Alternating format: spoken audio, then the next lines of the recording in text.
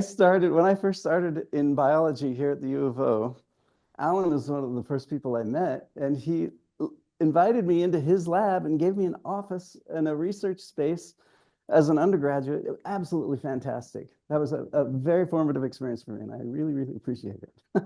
It means a great deal to me. And Jeff, he used to hire me to do like yard work, and I screwed up once, and I'll just been kicking myself about it ever since.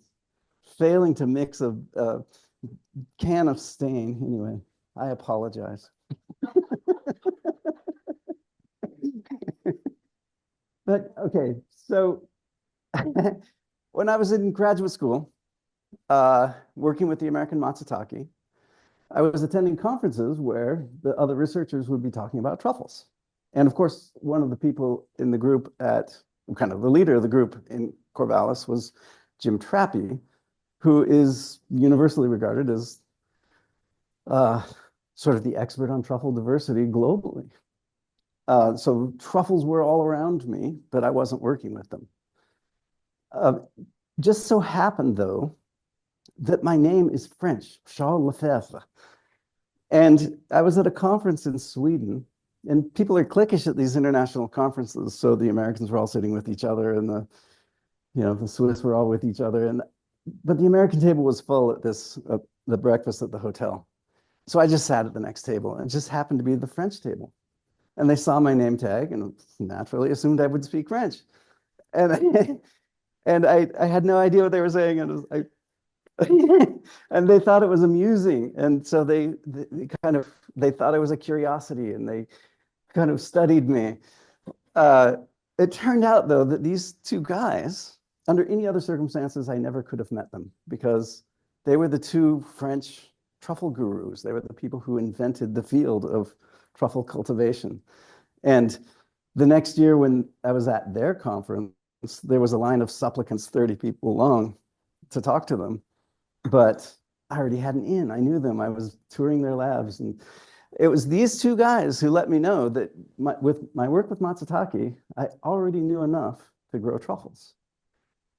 So a year later, while I was still in graduate school, somebody ended up asking me to produce trees with the French truffles on their roots. And so I did. And suddenly, I'm making half of my income producing trees in my backyard, which says more about how big my income was than how how much I was making.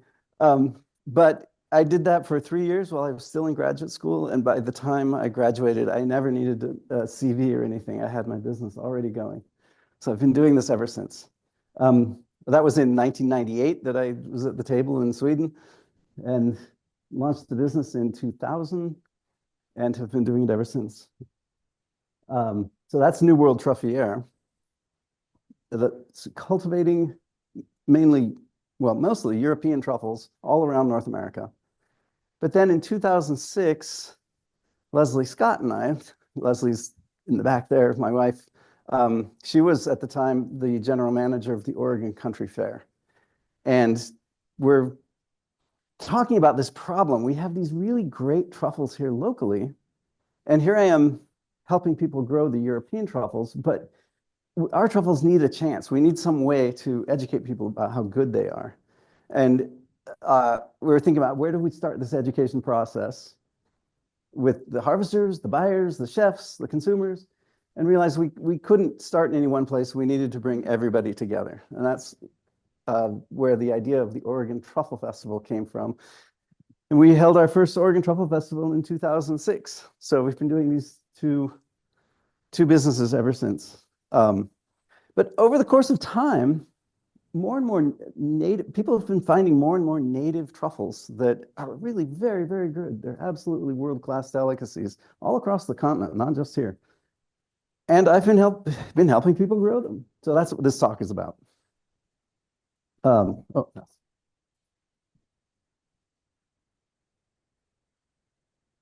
Um,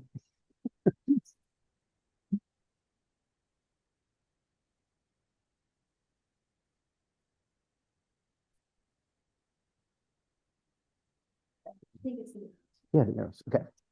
All right. So Do I need to explain to anyone what a truffle is? A truffle's a mushroom. Uh, they fruit underground. The definition of the word truffle, in its broadest sense, I should say, Jim Trappy's definition is a mushroom that depends on animals to disperse its spores and lacks the ability to forcibly discharge its spores into the air. So that's a really broad definition, and there are truffles in, I believe, all the major lineages of mushrooms. They're celebrating delicacies for thousands of years, and a number of them are now in cultivation. They're fruiting in orchards. They're in the process of being domesticated. In fact, I would say the famous French black truffle is almost entirely domesticated. Nearly the entire world's production of tuber melanosporum is produced in orchards now. It is still found in the wild, but just a tiny fraction of the amount that's harvested. And then, of course, I give these talks to lots of different audiences, and some of them have absolutely no idea what a truffle is, except that they're expensive and that people use pigs to find them. So why are they expensive? What's the big deal? And I think it's easiest to understand by anthropomorphizing the truffle, to say, okay, what's in it for the truffle? How does the truffle is sitting there underground, 6 inches underground. It's winter, it's cold, the soil is wet. How does it get the attention of a passing animal? And the solution it's arrived at is producing aromas that have to meet a few criteria. The aroma has to be, it can't be water soluble or it would just soak into the ground. So it has to be fat soluble. It has to be hydrophobic. It has to be very volatile at low temperatures so that even in the winter, that aroma will escape. Then it has to be very, has to be detected in very low concentrations because the animal that it's trying to attract might be hundreds of feet away. And then it has to be compelling enough to get the animal to stop doing what it's doing to come look for the truffle. And the famous European species have arrived at an elegant solution to all of this. For in terms of each truffle produces a very complex brew of aroma compounds. But among those compounds are thiols, there are mercaptans that are detectable in phenomenally low concentrations. So you think of rotten egg smell or the aroma they put in natural gas. These are things that we can detect in very low concentrations. And then also they include these androstanols in their aromas, which in many animals act as pheromones. So this is sort of by definition something that's able to influence an animal's behavior. So they have these aromas that are detectable in tiny concentrations. They are very volatile. They escape the wet soil, and they're very compelling. So on some level, they are compelling us to eat them, and it's no wonder they're expensive. This particular truffle, maybe 10 years ago, auctioned off for $330,000. It was $100,000 a pound. And they do these celebrity auctions every year. They auction the largest truffles, and they're always going for these incredible prices. But a typical price for this truffle this year was about $4,000 a pound. So even at its ordinary price, its regular price, that truffle would be more than $12,000. Absolutely remarkable.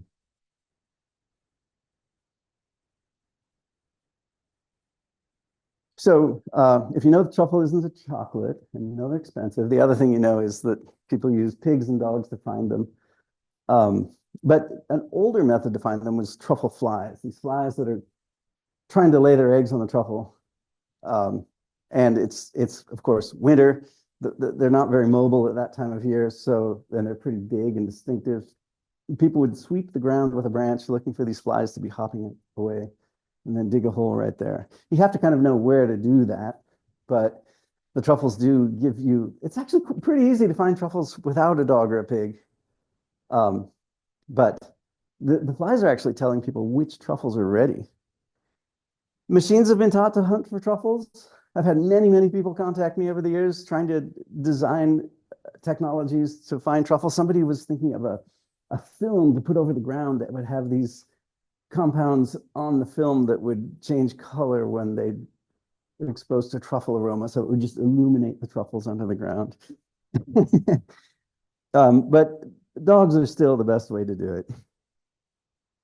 How truffles are used? They're typically shaved raw over food. So that's like, I guess that would be the most famous way that they're used. So this image is at the famous Alba Truffle Festival in northern Italy.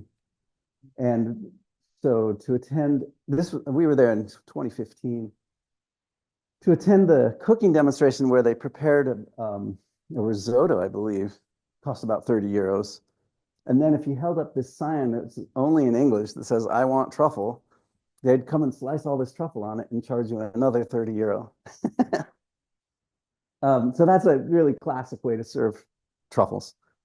They're often served in pastas, eggs. Another really classic presentation is to slice a wheel of brie in half and just slice truffles in between and put the two halves together so that all that fat-soluble aroma will accumulate in the brie. That's a really good way to try truffles for the first time.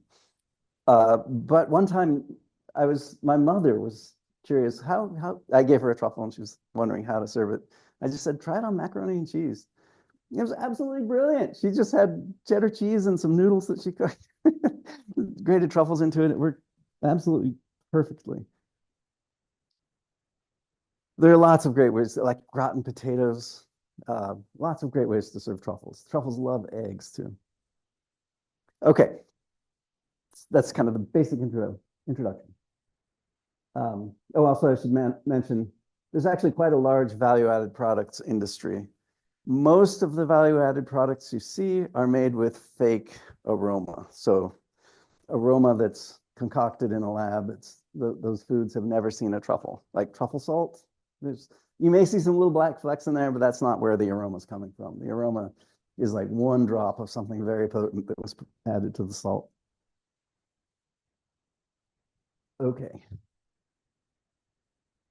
So I'm just going to touch on the truffle farming, the farming of European truffles as an introduction to the domestication of our native species. So this is a hazelnut orchard here in the Willamette Valley. This is actually near Junction City. The trees were inoculated with the famous French black truffle, Tuber melanosporum. And you can tell in this photo that the truffle is very well established on all of these trees because it's killed the grass around every single tree. That looks like herbicides or something, but it's not. As it turns out, actually, the farmer in this case herbicided the entire field, and the grass grew back everywhere except around those trees. So this is what a truffle orchard looks like in the field. Well, I'll talk about it. It's a symbiosis between this fungus and the tree.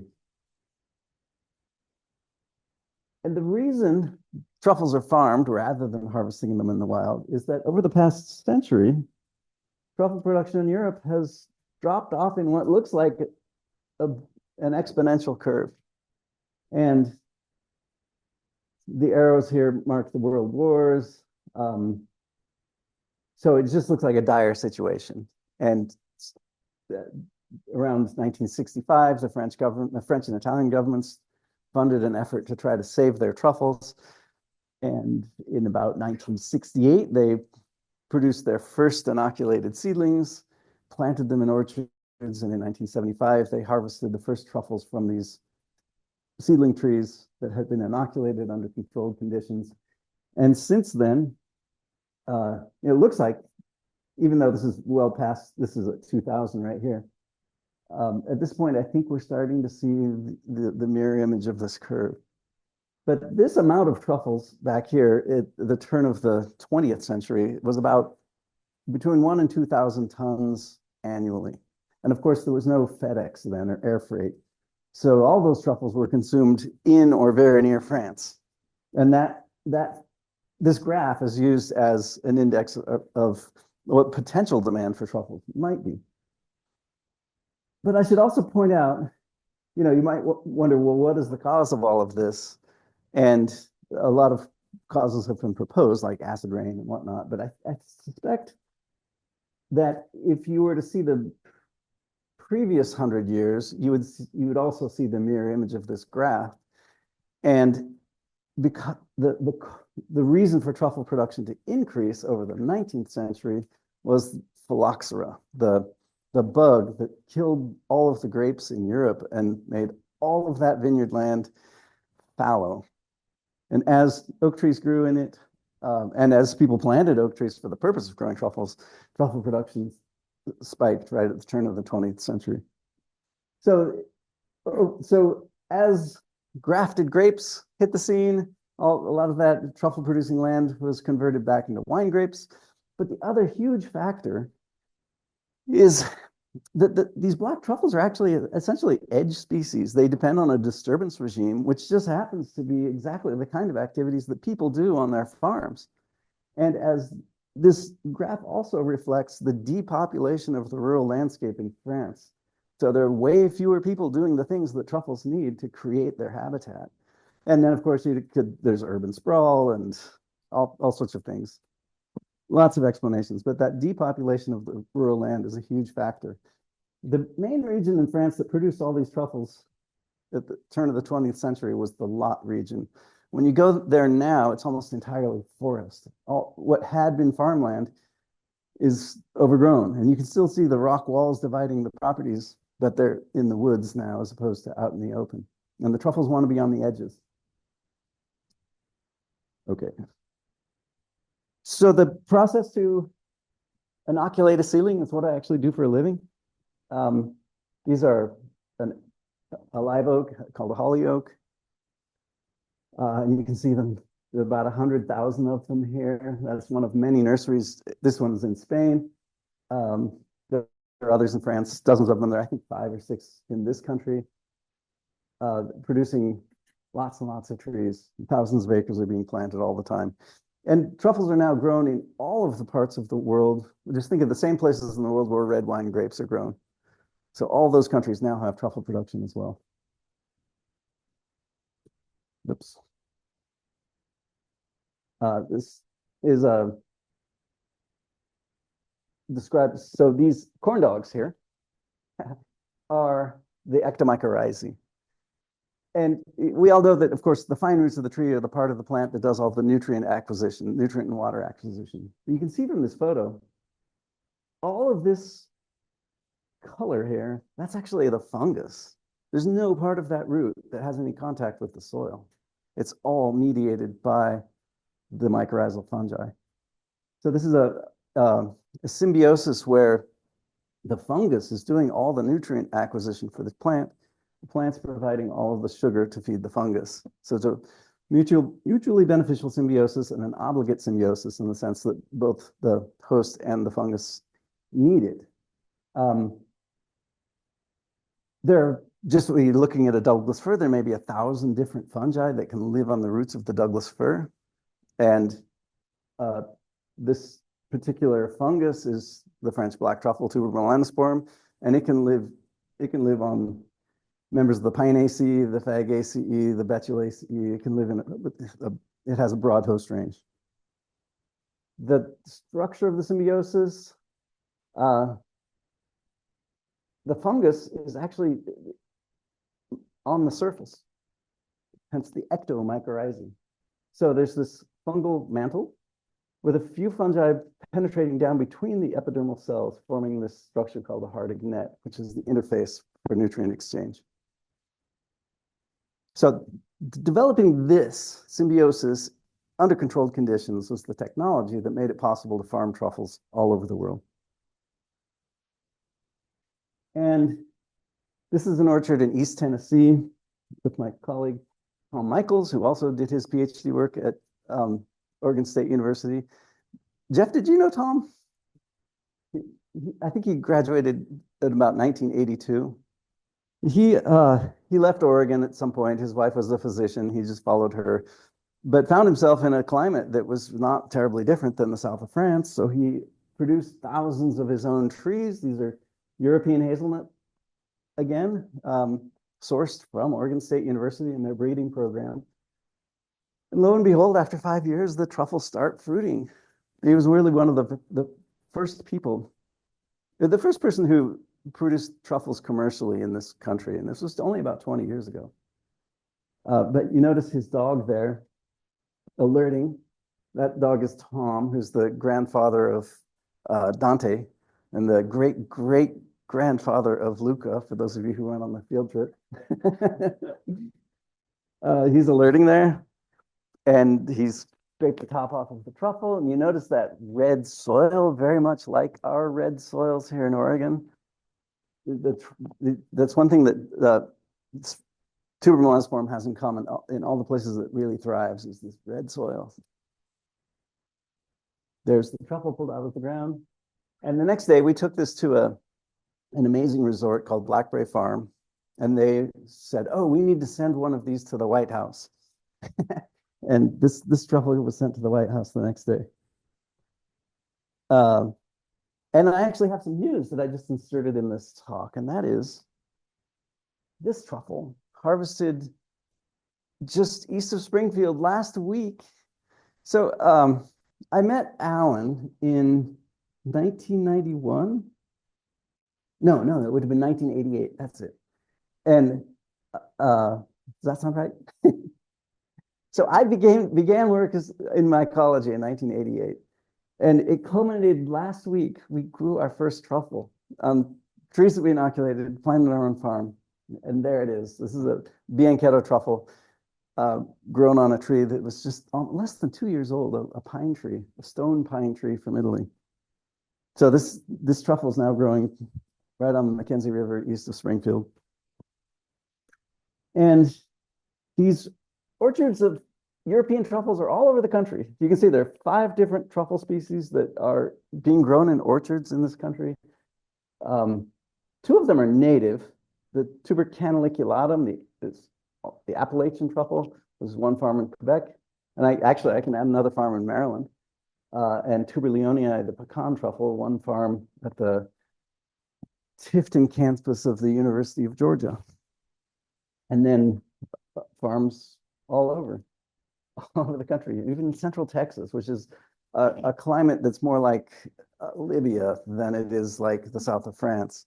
The very first orchard, probably that dot right there, a little spot in Laytonville, California, proved the concept that truffles could be grown outside of their natural habitat. It was the very first farm to produce a European truffle outside of Europe, and that began in 1987. So that's all I'm going to say about the cultivation of European truffles, just to kind of set the stage. So from this point forward, we're talking about native species. And by native, I mean native to North America, not just native to Oregon. But a lot of our work is with the Oregon truffles. So this is a photo Jim Trappy took probably back in the early 1980s or 1970s. A Christmas tree farmer in November is harvesting his Christmas trees and keeps finding these lumps of fungus under the ground and takes them to the extension service and says, you know, what's gotten on my trees now? And they direct him to the forest mycology lab, and they, you know, Trappy and crew say, well, we've got to see this immediately. And so they get out there with the nascent North American Truffling Society. And to this day, I've practically never seen truffles this big before, the Oregon white truffles. And they're living under 8-year-old Christmas trees. So this is very much an anthropogenic habitat producing these phenomenal truffles. So, so I began work with European truffles in 1999. Actually, I should back up 1 year. I was in France giving a talk at the big international truffle conference that happens once every 20 years in France, giving a talk about the Oregon truffle. Our group had been invited to give this presentation, but I was the only one out there actually hunting them recreationally. And I knew that even Jim Trappy, none of the other people in the group really knew very much about the culinary truffles, the Oregon white and Oregon black truffles. So I volunteered to give the talk, not realizing there was no literature to review. Nobody had done any research on these species. So in order to give the talk, I created a set of surveys that I took to harvesters, buyers, and chefs to ask them basic questions like, what do they sell for? And where is the market? How much, what is the total yield of these truffles in Oregon? Just basic questions like this so that I could have something to talk about. Um, and after giving that talk, there were a few questions. One of them was, why are Oregon truffles so inexpensive? Which is an important question because it turns out, I didn't know this going in, but they were the least expensive of all of the truffles harvested anywhere on the planet. Where in my interviews, there was a consensus among the harvesters, buyers, and chefs that Oregon truffles were just an inexpensive substitute for the real thing. But I'm not so sure that any of those people had ever experienced both truffles side by side. Where in my own refrigerator, Leslie can talk about this. She's like, get those things out of the house. um, we had, so this is a bag of the fabulously expensive Italian white truffles next to our humble Oregon white truffle or Oregon black truffles. And we had the experience opening the refrigerator, and the aroma that came blasting out that would fill the room was Oregon truffle. It wasn't French truffle. And it was really clear very quickly that the Oregon truffles were much better than their price and their reputation suggested, which was really the genesis of the Oregon Truffle Festival idea. We set out to redeem the Oregon truffles, and we largely succeeded. The problem, though, is the way they're harvested. So Trappy and his forebears and all of his students discovered these truffles in the first place by using rakes. There were no truffle pigs or truffle flies or truffle dogs, any of that. They just went out in the forest raking randomly here and there and found this enormous diversity of fungi. And actually, Trappy wasn't the first. Even at Oregon State University, there was Professor Gilkey and Professor Zach before him. So there was kind of a 100-year long kind of lineage of researchers at Oregon State University who amassed an herbarium that amounts to about 30,000 collections, which is an order of magnitude larger than any other truffle collection on the planet that I'm aware of. So there's just this enormous body of work on truffles here in Oregon. Oregon is actually quite prominent in the truffle world because of all of that work that happened over the last century. But the early harvesters who began harvesting the Oregon truffles for sale just used the methods that the researchers had used.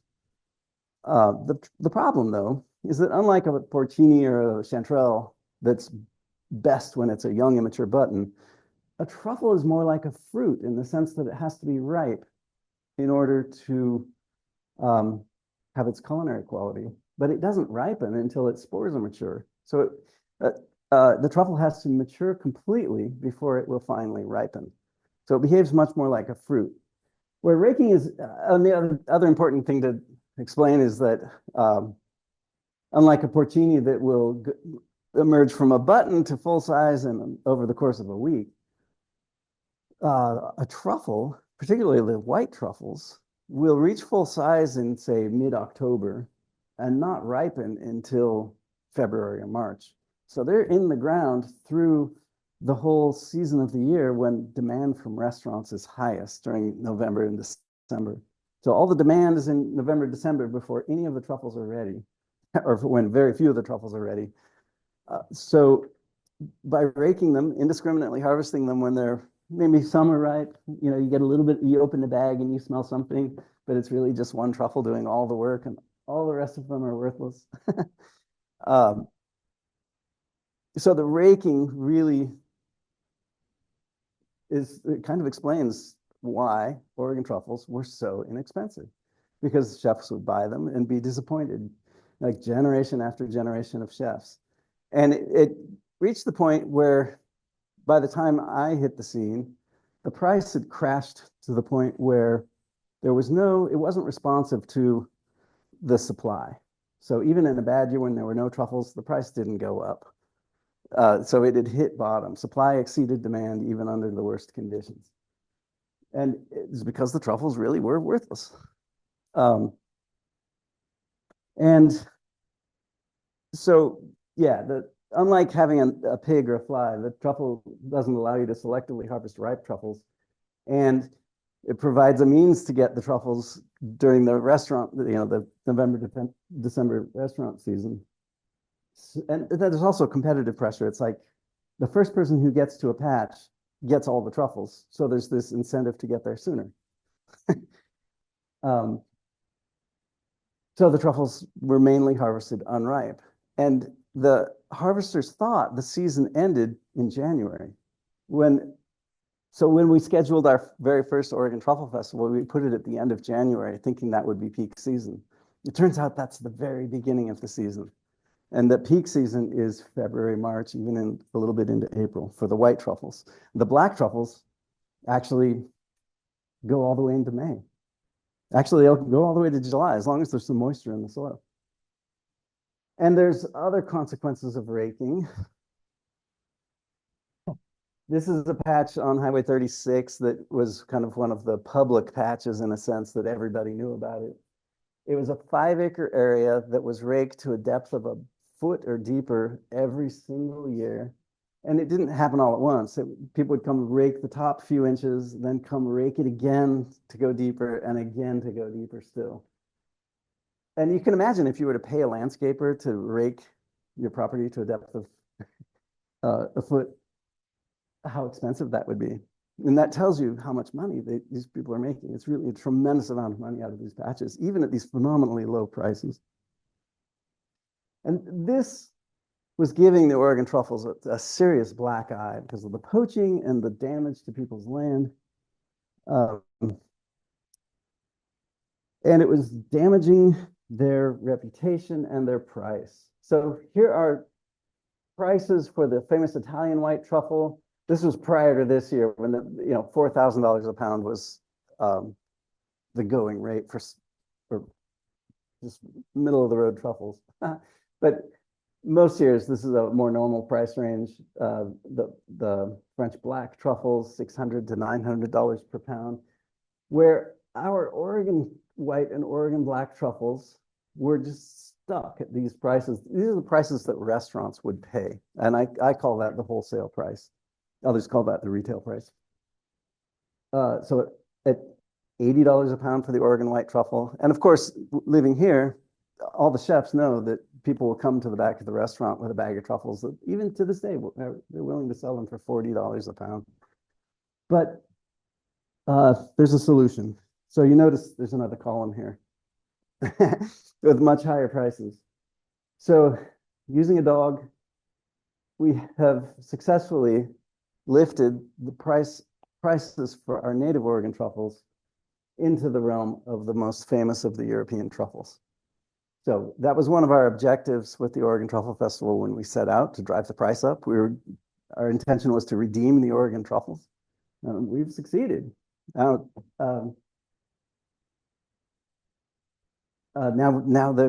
the bulk of the truffles are still harvested with rakes, unfortunately. So now we just have to convert more of those rakers to use dogs instead. And I want to be really careful with the language I use. The people using rakes are not bad people. They're just using an outmoded method. And we want to recruit those people to use dogs instead. So dogs are the solution. So there are just a tremendous number of reasons why dogs are better. So the truffles are always ripe. The chefs like them.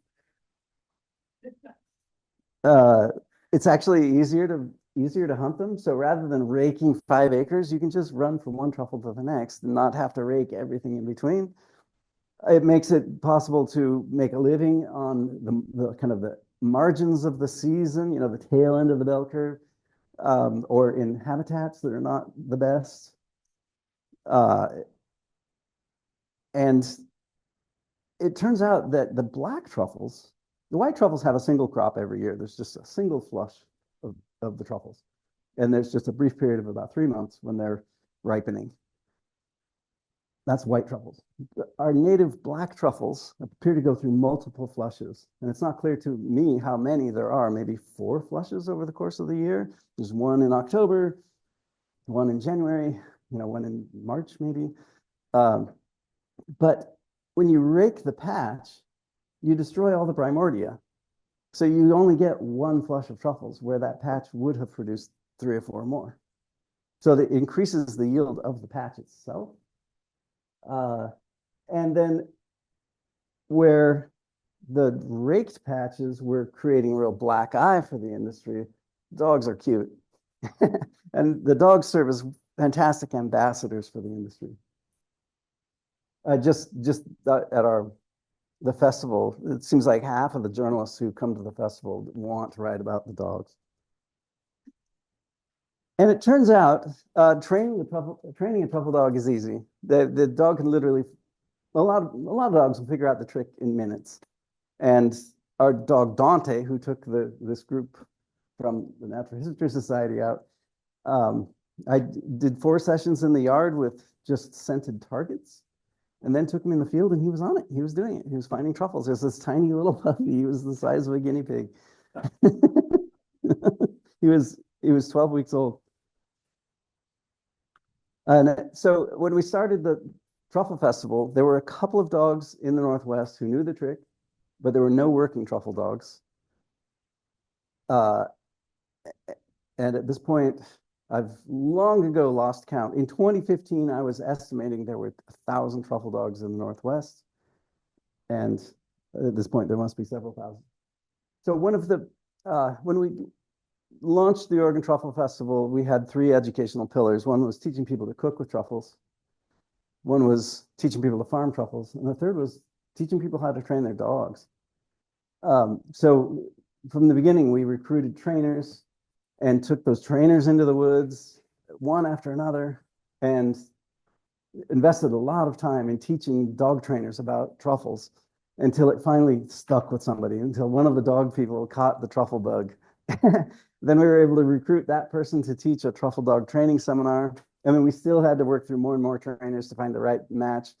But we also published a white paper in 2009 promoting the use of truffle dogs that caught the eye of a number of trainers up and down the West Coast who, without any contact with me, launched their own enterprises, listing truffle dog training among their specializations.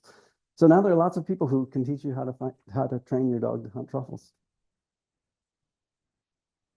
The other thing we've been doing for a long time, a lot of you may have participated in this at the Mountain Pisgah Mushroom Show, and we've done this elsewhere as well, is comparing Oregon truffles with whatever other fresh truffles we can get our hands on at that time of year, the truffles that are in season at that time of year. It turns out the Italian white truffle, the end of October is peak season for the Italian white truffle. It's also peak season for the Burgundy truffle. It's only the barest beginning of the season for the Oregon black truffle, so it's really at its worst in the year. And it is not the season for the Oregon white truffle. The Oregon white truffle reaches full size in mid-October, and a few of the truffles abort and ripen prematurely. And we get some of those and use those in our tests. They're just so far from the quality of the real truffles that we harvest in the winter. But if you look at the results, this is year after year. We've done this now nearly every year for the past 20 years. There are only a few years where we took data. But say in 2014, we had all of these different truffles in our wine glasses at the show. We're asking people to sniff all the truffles and tell us which one they prefer. And then we tell them what they are afterwards. So it's sort of semi-blind. The Oregon white and Oregon black truffles in all 3 years either score on par with or better than the much more famous and expensive Italian white truffle.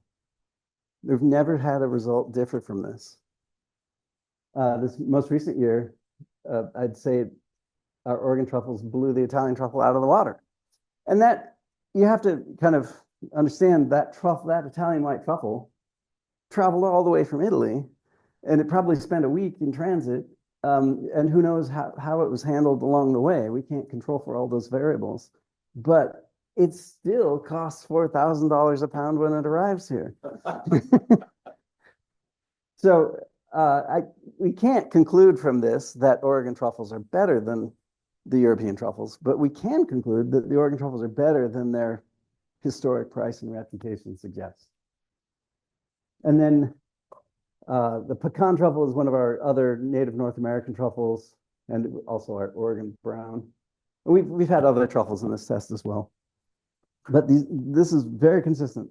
And we experienced this ourselves. We've had chefs come to the Oregon Truffle Festival and try to impress everyone by using European truffles instead of Oregon truffles.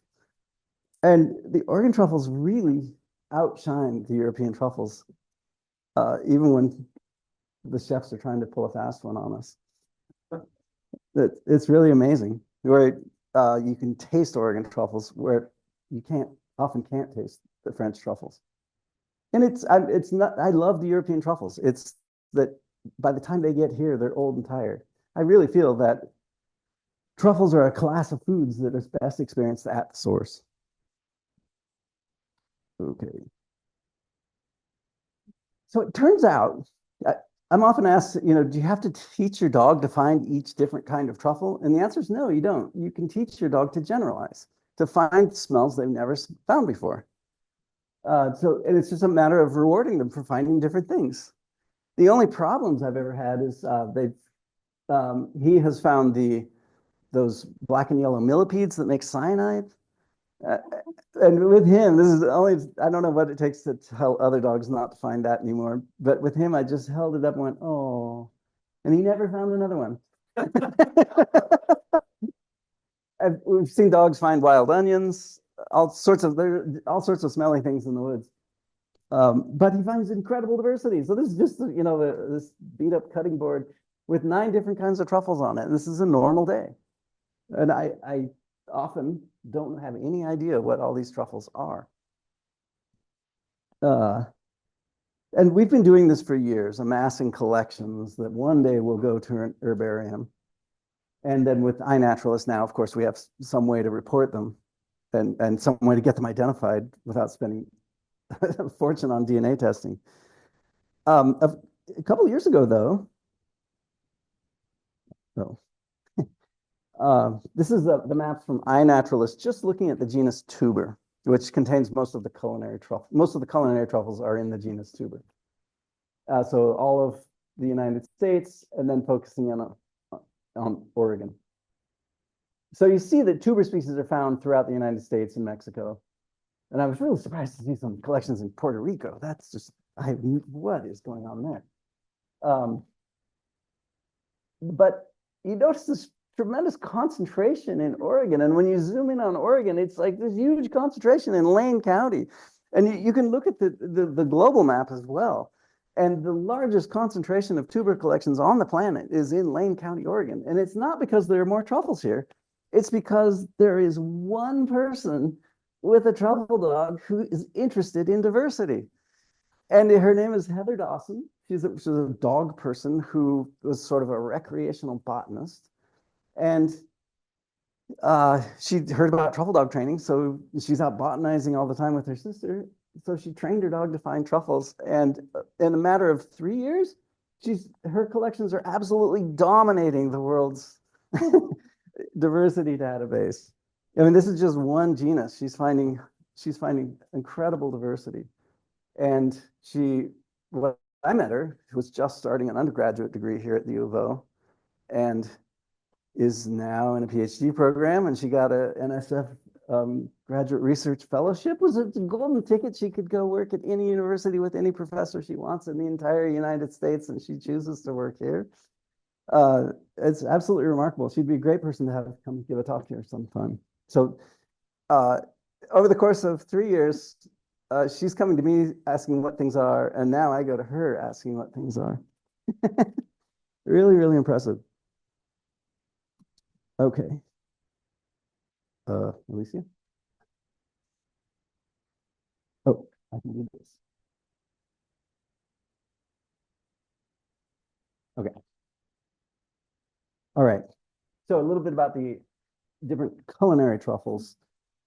So this is a map of the herbarium collections at Oregon State University for the Oregon white truffles. And these two species were just split apart in 2010, so the map doesn't differentiate between them. But they go from essentially Point Reyes National Seashore, the Bay Area, all the way up into literally Stanley Park in Vancouver, British Columbia, which is in the middle of town if you've ever been there. And it turns out all the city parks in the Vancouver area have truffles all throughout them. There have been some collections found a little further north up on Quadra Island and all along Vancouver Island since then. But it's just the west side of the Cascades and the coastal variety of Douglas fir. It does live with true firs occasionally. Both tuber gibosum and tuber oregonense have been found with noble fir and grand fir. And there's a deodar cedar over on Fairmount Boulevard that produces the tuber gibosum. There are a couple of other Oregon white truffles, tuber bellisporum and tuber castellonii. These are much rarer species, but they have a similar geographic range with the tuber castellonii down in the Sierra Nevada. These are presumably good truffle. Oregon black truffle. This is actually a bit of news. Some of you may be familiar with Oregon black truffle, but you're probably not familiar with this Latin name. It was just changed to Cascadiense just within the last month. So the former Latin name is Leucangium carthusianum, which was originally described in France, from the Carthusian monastery in France. But it turns out, with a lot of DNA sequencing, that we have our own species that is found also from Point Reyes National Seashore up into Stanley Park. And that's, so you notice this concentration around Corvallis, where there's absolutely nothing in Lane County, which I was thrilled about because nobody could find my patches. That's clearly an artifact of where the mycologists are. So I was curious whether or not with iNaturalist it would be any different. And indeed it is. Now there's this big concentration in Lane County, and there's still a lot west of Corvallis. But, oh, also one isolated collection out on the east side in the Ochoco National Forest. The Oregon brown truffle, Calipuya brunea, also described just in 2010. It's almost entirely found in Oregon. And then elsewhere in the country, the tuber leonii complex. If you on this map, you see from northern Mexico all the way up into the Great Lakes region in Quebec. It's an absolutely vast geographical range spanning some wildly different climates and wildly different host trees. I'm not aware of any tree that has a geographic range that looks like that. And it turns out it's not one species the way it was originally published. It's innumerable species. And these are all truffles that I've worked with. I'm putting them on trees so people can farm them. Most recently, this species 66, which has just very recently been named tuber cumberlandense, the Kentucky white truffle, produced a batch of 600 trees to send to Maker's Mark that they have planted at their distillery. This species 60, the Texas truffle, is presumably all of these. One of our local truffle dogs went to Texas 10 years ago and did a transect from around the Gulf Coast around Houston up to the base of the Panhandle and found truffles every day in working pecan orchards. They do. You can go to their tasting room and have a cocktail with truffles on it. But actually, one of the value-added products we might make as part of the festival is a truffle vodka. So yes, you can incorporate the truffle aroma. Some truffle aromas are soluble in alcohol. Yeah. And then I don't expect you to read this, I promise. But these are a couple of posters that have appeared recently. This one is just looking at the Tuberleonii complex, whereas this one is looking at truffle collections sent in by truffle farmers. So it's not just Tuberleonii, but in both posters, they're saying that 64 of 88 species remain undescribed. And in this one, 22 of 31 species. It's just, these are all in the genus Tuber. So there's a tremendous amount of diversity out there yet to discover. And some of these they're very good truffles. And then this one, Tuber caniculatum. I've actually scaled up production of this. I have a whole entire greenhouse devoted to producing seedlings inoculated with this truffle. Its geographic ranges from the southern Appalachians, like the Smoky Mountains, and the Smoky Mountains down there, and all the way up into throughout the Great Lakes region in Quebec. And all these collections right here, that's all one person. And again, we met her just a couple of years ago. She came here to Oregon as a sort of pilgrimage to meet Jim Trappy. But this truffle, there are just 4 people in North America harvesting it, but it has received some very high profile publicity, which has made it the second most expensive truffle on the planet. And it's growing in farms. I have a photograph of a little truffle on the roots of a tree that's just a couple of inches tall. And we now have customers on the West Coast for this truffle. This one, Imea gigantea, I'm sure its name will change very soon because there are just 3 populations of Imea gigantea, 1 in Japan and 2 in the United States. So this one is almost undoubtedly something new, but it's found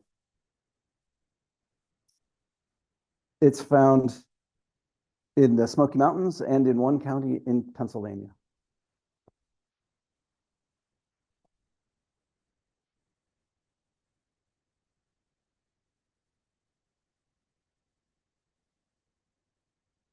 Okay, and then lastly, Tuber regimentanum.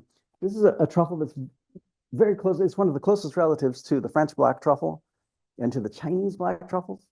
This one was found in northern Mexico, not far from Brownsville, Texas. So this one undoubtedly has great culinary potential. Okay, so one thing that many of these truffles have in common is they thrive in anthropogenic habitats, which is something that nearly every food that we grow, every crop that we grow has in common. They thrive in habitats that we create for them. And that's certainly not true for very many truffles, but it's definitely true of most of the members of the genus Tuber. So these are exactly the kinds of organisms we can grow. So this is Oregon white truffle habitat. I had never set foot on this property when I took this photo, but it was the definition of the habitat, and I still use this photo. So it's Douglas fir between the ages of 15 and 30 years old, planted on pasture or farmland, immediately adjacent to older trees. You have to consider that spores are dispersed by small mammals, so they can only travel as far as a mouse does. And this combination of characters is typically in somebody's backyard. So it's close into the Willamette Valley. This photo was on Territorial Highway out, not even as far out as Lorain. And when I did finally set foot in this place, it was loaded with truffles, and the people were friendly. And eventually, it became known as the festival patch because we started sourcing so many of the truffles for the festival here, and then ended up over the course of years in building the relationship, taking probably 1,000 people truffle hunting there, dozens of journalists, lots of people learned to train their dogs there, including Dante, who found his first truffle there. Absolutely wonderful place. And so here's a different view of the same kind of habitat. This is west of Corvallis. This is the time series on Google Earth. So this area right here is, actually all of this is truffle. There's truffles everywhere. Truffles are ubiquitous under Douglas fir in Western Oregon. There's almost no place you go where you wouldn't find Oregon white or Oregon black truffles or both. They're nearly ubiquitous. But this area is extraordinarily rich with Oregon white truffles in particular. And this is the area that is currently really producing well. But if you look at a time series, it's pasture, and it's planted with Douglas fir. This is over about 25 years. And that's its current condition. And that's what it looks like underneath. You notice there are no stumps or logs, no legacies of a previous forest there. This is a very simple environment. That's very early successional environment, and it's very much an anthropogenic environment. So this is Michael Paula, and I took him truffle hunting there. And last April, he found scads of truffles. Yeah. This is what a truffle patch looks like from the ground. It looks like people describe this as an overgrown Christmas tree farm, although that's not really correct. Truffles will live in organic or overgrown Christmas tree farms, but the trees become overcrowded and spindly, and the truffles disappear at that point. When the trees become spindly, the truffles disappear. So they really do need trees that are receiving plenty of light.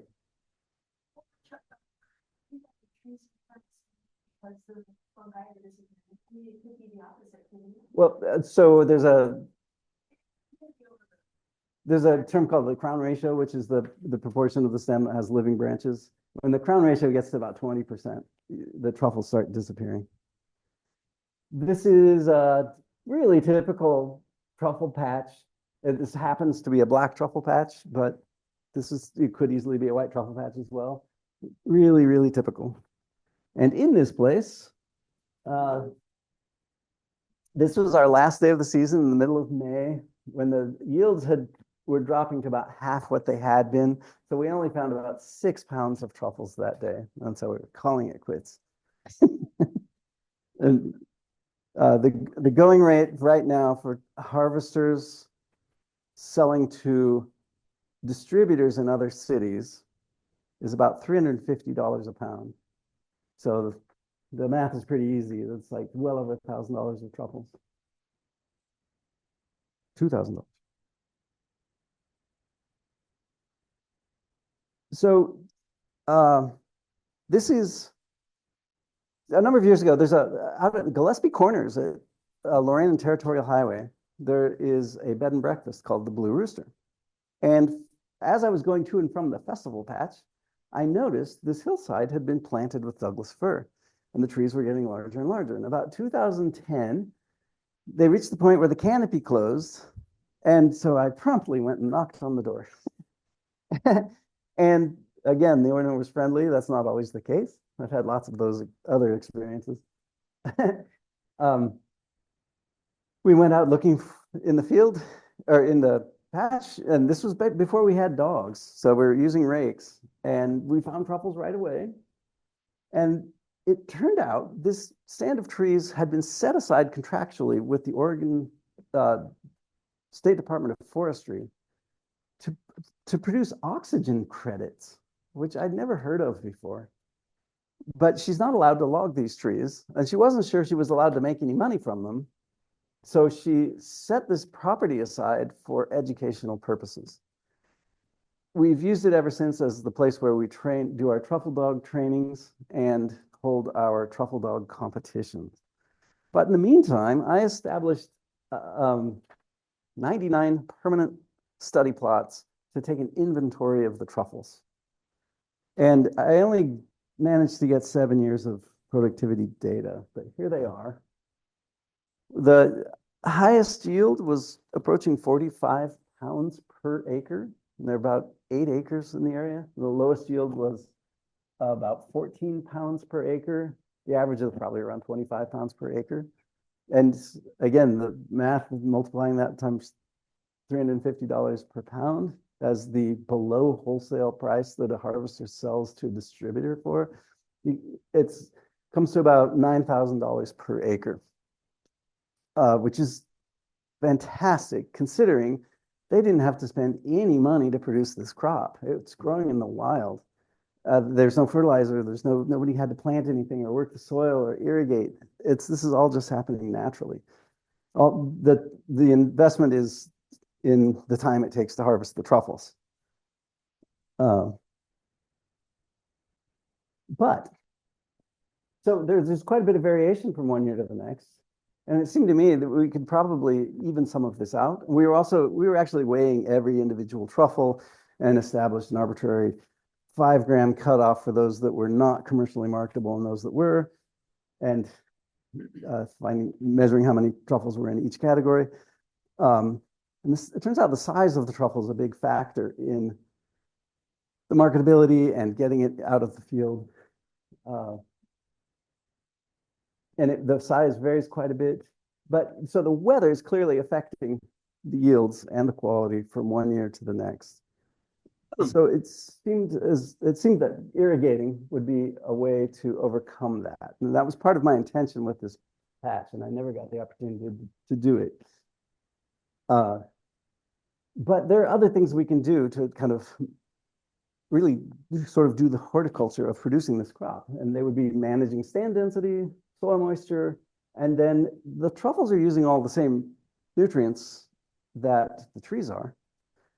So there's probably some optima where you could provide the nutrients they need to produce larger truffles or more truffles. And there's some evidence that calcium may be really important in the life cycle of many different tuber species. So things like fertilizing with gypsum or lime could potentially produce more valuable truffles. And then, of course, watering. And, these upland sites where the truffles are growing generally don't have water rights, though. So that's a trick. That's going to be difficult. But why do this? Why would the Natural History Society invite someone, a for-profit businessman, to come and give a talk about truffles? So, what's in it for the natural world?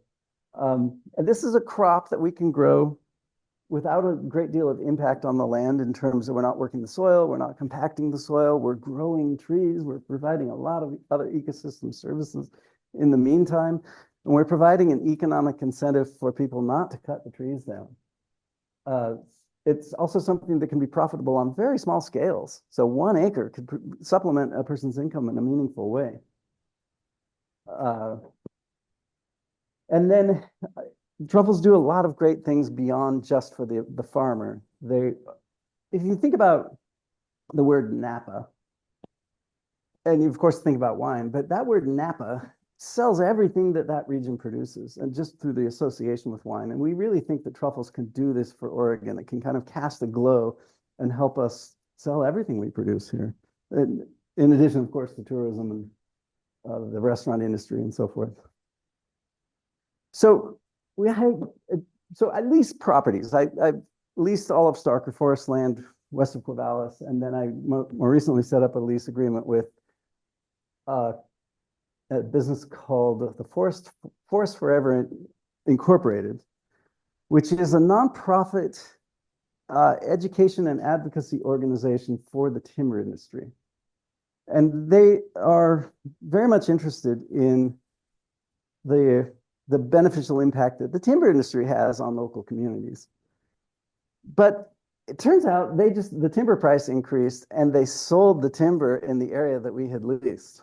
We just leased it. We'd hardly been there, and they sold it out from under us. And then they started cutting it down. This picture was taken 2 weeks ago.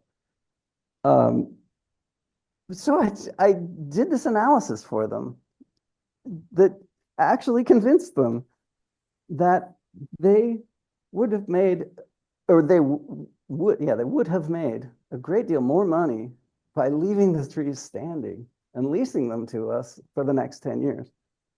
So here's kind of the executive summary. So we pay them an annual lease fee, and we pay them royalties on the gross sales of truffles above a certain threshold, of 15% royalty.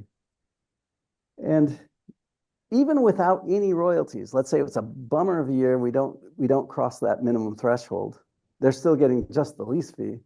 And that over the course of the next 10 years is worth 5 times more than the timber was. Uh, I'm just guessing that the stand of timber, like 1 acre of it, these 40-year-old trees, is worth about $15,000. Where the truffle lease, and then you consider the trees are cut down 10 years later, and they're twice as big at that point. Those things combined, the truffle lease and the fact that the trees are worth more 10 years from now, leads to a factor of 3 increase in the economic return. But if we do include the royalties, and I'm just harvesting like 2 pounds per visit from this one little area. And if a set of assumptions of visiting twice a week for a period of 20 weeks during the year and so forth, the return to them with those royalties is 5 times higher. And then the return to the local economy is 10 times higher. And that's not including the 20 years of production prior to that. So that's just this 10-year period where this stand of trees has probably been producing truffles for 20 years before we ever arrived.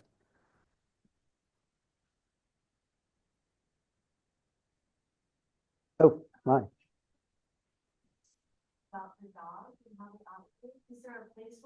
Sure. So I'll just wrap this up. So anyway, the point here is the truffles are worth dramatically more than the trees.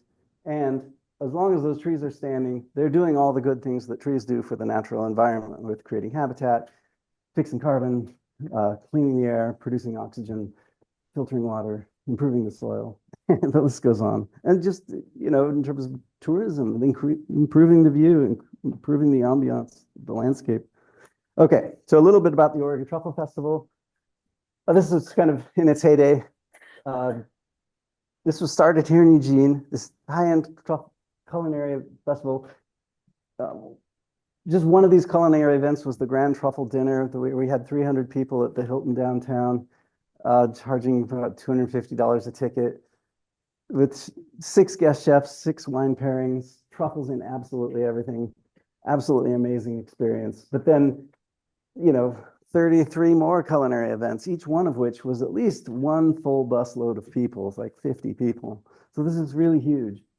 Lots of guest chefs from all over the place. We were always inviting the Beard Award winners. And one of the things that's really great is this number. 63 truffle dogs contributing to making the event happen when there were none when we started. And then, of course, serving 110 pounds of truffles. So just a few of the events, the Truffle Dog Training Seminar, and that is scheduled for the end of February this year. We've had hundreds of people go through this experience. It's a 2-day event where you train your dog. First day is in the classroom with the dog, and second day is in the field finding truffles that nobody hid there. And then to further educate the world about truffle dogs and promote the use of truffle dogs, in 2015, we launched the Joriad North American Truffle Dog Championship. It's still the only event of its kind in the country.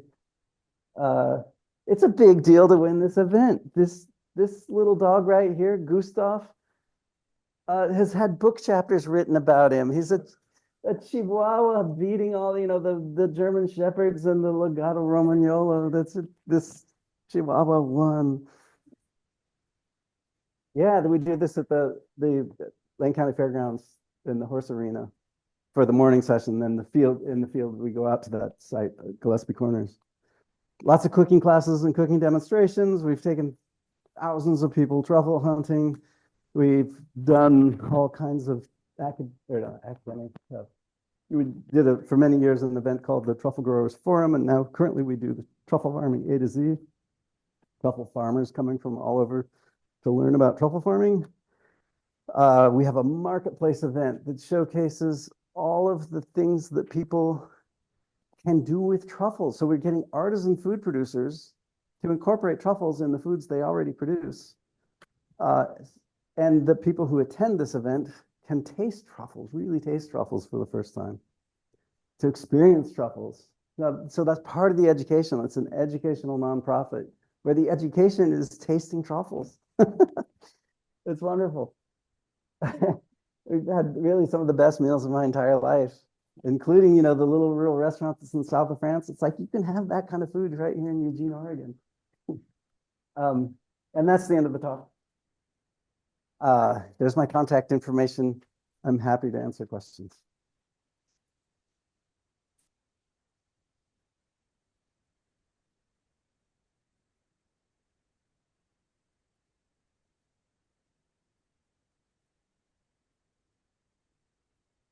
So before I call on Greg, the drill is you ask the question. I do my best to field it and repeat it so that our Zoom audience can hear it. And Charles will answer it.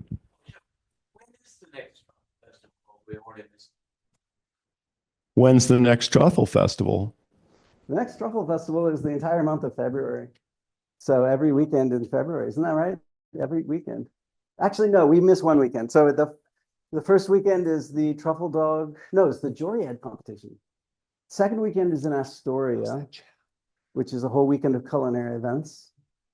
Then we move to Corvallis for the truffle farming A to Z and have two truffle dinners at Willamette Valley Vineyards on the 22nd and 23rd of February. Then we skip a weekend, and the final weekend of the month is the truffle dog training seminar. All right. Yes. Spread by spores.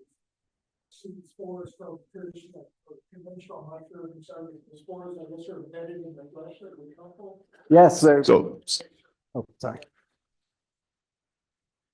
So if I can paraphrase the question a bit, are the spores found inside the body of the truffle, in the flesh of the truffle? Did I get that? Yeah. And then how are they distributed then? Do they Want me to get graphic, do you? Get dirty?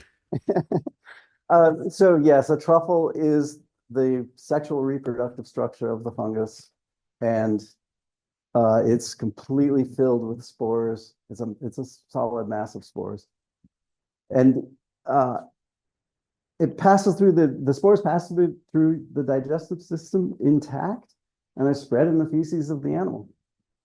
I mean, there are other ways. For example, it's thought that the possibility that spotted owls could spread, or owls could spread truffle spores by carrying a mouse that has truffles in its stomach. Margaret. So the question is, how do you inoculate the trees that he's cultivating the truffles on? Yeah, over the past 20 years, I've become very good at evading that question. Proprietary stuff. But it's not complicated. It's a matter of creating the right set of conditions where both the tree and the fungus are happy, but not too happy. So you have to stress the tree a little bit to convince it that it needs the truffle.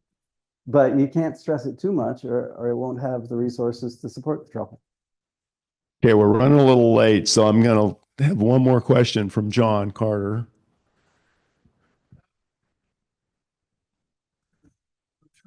First, there's generally a fairly uniform understory, Oregon grape, ferns, and you can find cantharis and other mushrooms there. What about does the understory affect the concentration of truffles in this mature forest? So I'm going to paraphrase that a little bit and say forests have a pretty diverse understory, Douglas fir forests, and is there a variation in truffle diversity that matches that diversity of understory?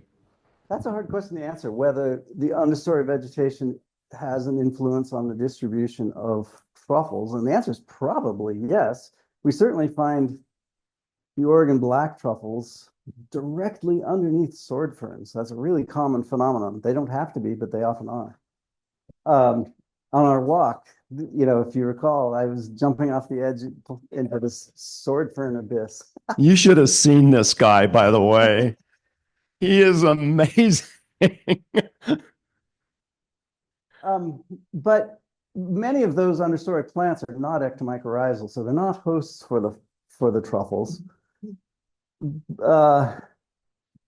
So it's very likely that there are correlations where there are certain truffles are found in association with certain plant communities just because they like the same environments. But I don't know of examples where the understory vegetation is influencing the distribution of different truffle species. Certainly it is true, however, that lots of truffles, lots of mushrooms prefer different kinds of habitat in the forest. So for example, chanterelles are sort of edge species. They're more abundant where there isn't a lot of understory vegetation. So the same could be true for truffles as well. Okay, Chris promised a quick one. Teach the dogs to retrieve the truffle. How do you teach the dogs how to retrieve the truffles? I know that you need to be really quick. Oh, so part of the lore is that people switched away from pigs because dogs don't eat the truffles where the pigs do. That's really not true. Dogs love truffles. My dogs eat so many of them. They eat more truffles than any human being I know. I've only seen one dog that would go harvest a truffle and carry it back to its owner. So I don't know how you train them to do that. It can be done though. All right. Alicia, did we get any questions on the Zoom chat? Okay. Well, thanks to the Zoom audience for chiming in, and thank you all for coming in person there.